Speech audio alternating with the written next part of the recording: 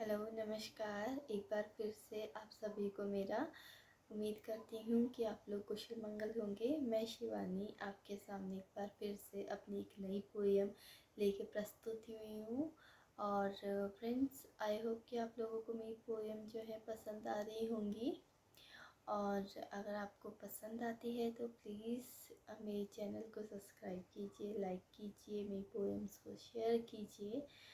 और जो मेरी आज की पोएम का टाइटल है वो है जज़्बात।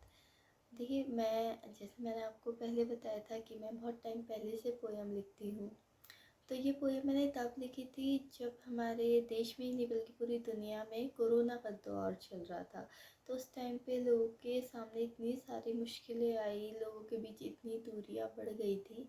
तो उन सारी सिचुएशंस को देखते हुए मैंने ये पोएम लिखी है। आई होप कि आप लोगों को मेरी ये वाली पोएम भी पसंद आएगी। तो चलिए, let's start the poem. Okay.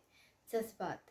न जाने क्यों उठी है एक हलचल सी इस मन में, न जाने क्यों उठी है एक हलचल सी इस मन में। सोचा उतार दूँ इस हलचल को अपने इस विचलित मन से। दुनिया की भीड़ में छिपी कई हस्तियाँ, दुनिया की इस भीड़ में छिपी हैं कई हस्तियाँ। मुस्कुराते चेहरों के पीछे कई कश्तियाँ। कई अपनाते हैं, कई समझाते हैं, कई हंसाते हैं तो कई रुलाते हैं। मगर मगर चल तो रही थी यह ज़िंदगी जैसे तैसे, मगर चल तो रही थी यह ज़िंदगी जैसे तैसे।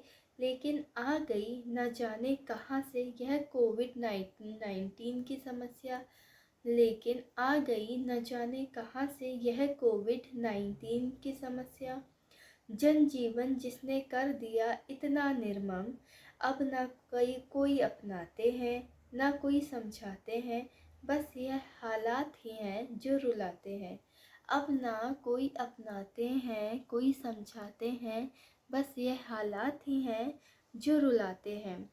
इतने पर भी इन चीनियों को आराम न आया, इतने पर भी इन चीनियों को आराम न आया।